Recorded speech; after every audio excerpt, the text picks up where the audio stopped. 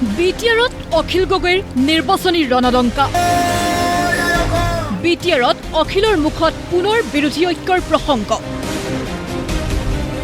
BTR নিৰ্বাচনৰ দিন বৰ্তমানলৈকে আনুষ্ঠানিকভাৱে ঘোষণা হোৱা নাই যদিও বিটিআৰত নিজৰ ভেটি সুদৃঢ় কৰাৰ তৎপৰতা বৃদ্ধি হৈছে প্ৰতিটো ৰাজনৈতিক দল সংগঠনৰ।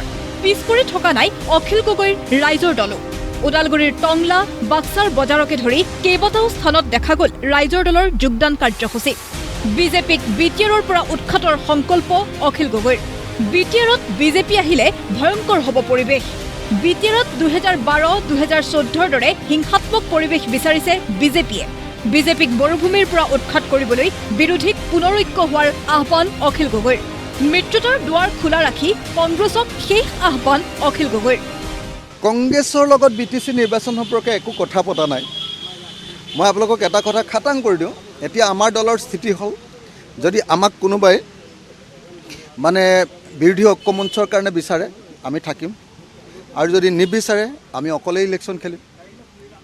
আমাৰ শক্তি যে আছে এইবাৰ দেখুৱাই দিম। গতিকে সেইটো সিদ্ধান্ত তেওঁলোকে নিজে ল'ব। তেওঁলোকে ভাল পায় বেয়া পায় সেইবোৰ বেলেগ কথা, কিন্তু কথাটো হ'ল যে আমি এতিয়াতো স্পষ্ট ৰূপত আমাৰ নীতি নিৰ্ধাৰণ হৈ গৈছে যে আমি আৰু এই চব লাগি নাথাকোঁ। আমি বহুতবাৰ ক'লোঁ বিৰোধী ঐক্যমঞ্চ হ'ব লাগে, যদি বিচাৰে হ'ব, দুৱাৰ খোলা আছে। কোনোবাই এই দুৱাৰত আহি টোকৰ মাৰিলে কথা পাতিম, আৰু যদি টোকৰ নামাৰে আমি আৰু কাৰো দুৱাৰত টোকৰ মাৰি নাথাকোঁ আৰু। আনহাতে মিত্ৰতাক লৈ গৌৰৱ গগৈয়ে সংবাদ মাধ্যমৰ আগত কৰা শেহতীয়া মন্তব্যলৈ অখিল গগৈৰ প্ৰতিক্ৰিয়া। আপোনালোকে গৌৰৱ গগৈক সুধি ল'ব। গৌৰৱ গগৈয়ে মুখৰ কথাটোৰ ৰিপ্লাই দিবৰ কাৰণে মই সঁচাকৈ যোগ্য নহয়। মই বেলেগ এটা পাৰ্টিৰ মানুহ। গৌৰৱ গগৈ যদি যুঁজ দিব পাৰেতো ভাল, আমি বিৰোধীবিলাকে যুঁজ দিব পাৰিলে ভাল। বিটিআৰত চবেই লগ লাগি যুঁজ দিব পাৰিলে ভাল আছিলে। বিৰোধীবিলাকে চবেই লগ লাগি যুঁজ দিব পাৰিলে ভাল আছিলে। কিন্তু আপোনালোকে মই কি ক'ব মই কৈ মানুহে মোক বেয়া পাই গৈছে যে কিয় ইমান ঐক্যমঞ্চৰ কথা কয়, কিয় বিৰোধীবিলাক লগ লাগিব বুলি কয়, ভাবে যে ইয়াৰ স্বাৰ্থ আছে নেকি, ই মন্ত্ৰী হ'ব খুজিছে নেকি। এইটো কাৰণে নহয়, আমি দেশখন বচাব খুজিছোঁ, আৰু নুবুজিলে আমি কি কৰিম কওক।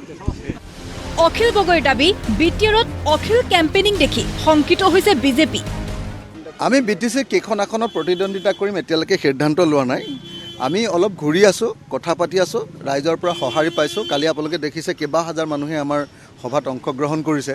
হুলস্থুল হৈ গৈছে বিটিচিৰ ৰাজনীতিত।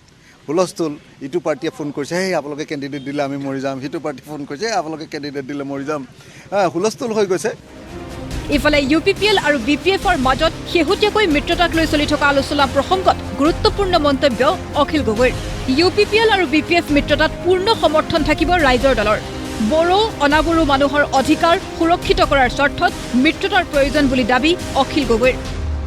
যদি BPF আৰু UPPLে মিত্ৰতাৰ প্ৰস্তাৱ দিয়ে, এখন আসনো যদি আমাক নিদিলেও আমি তেওঁলোকৰ লগত মিত্ৰতা কৰিম, যদিহে তেওঁলোকে কথা দিয়ে যে ইয়াত থকা অনাবড়োবিলাক সম্পূৰ্ণৰূপে সুৰক্ষিত হ'ব, আৰু 2003 চনৰ চুক্তিত থকা অনুসৰি অনাবড়ো ৰাইজে ইয়াতে অধিকাৰ লাভ কৰিব।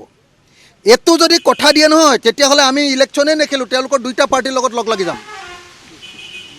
আমি এনেই ভোট দি দিম, হয়নে নহয় দাদা? আমি এনেই ভোট দি দিম, কিন্তু তেওঁলোকে আমাক লিখিতভাৱে দিব লাগিব যে অনাবড়ো মানুহবিলাকৰ অধিকাৰ, ভূমিৰ অধিকাৰ, ভাষাৰ অধিকাৰ, ৰাজনৈতিক অধিকাৰ এইবিলাক সুৰক্ষিত থাকিব। এইটো কৰি দিলে হ'ল। তেতিয়া এখনো আসনত নেখেলোঁ, চব তেওঁলোকক জিকাবৰ কাৰণে কৰি দিম, বিজেপিক জিৰ' মৰাই দিম ইয়াত। UPPL BPFৰ মিত্ৰতা হ'লে বিটিআৰত প্ৰাৰ্থী নিদিয়ে ৰাইজৰ দলে। বিনা চৰ্তে UPPL BPFক নিৰ্বাচনী প্ৰচাৰত সহায় কৰিব অখিল গগৈ। এনেদৰেই শুকুৰবাৰৰ দিনটোত কেইবাটাও কাৰ্যসূচীত অংশগ্ৰহণ কৰি বিজেপিৰ বিৰুদ্ধে আক্ৰমণাত্মক ৰূপত বিটিআৰত নিৰ্বাচনী প্ৰচাৰ চলোৱা দেখা গ'ল ৰাইজৰ দলৰ সভাপতিগৰাকীক। ব্যুৰ' ৰিপৰ্ট, প্ৰতিদিন টাইম।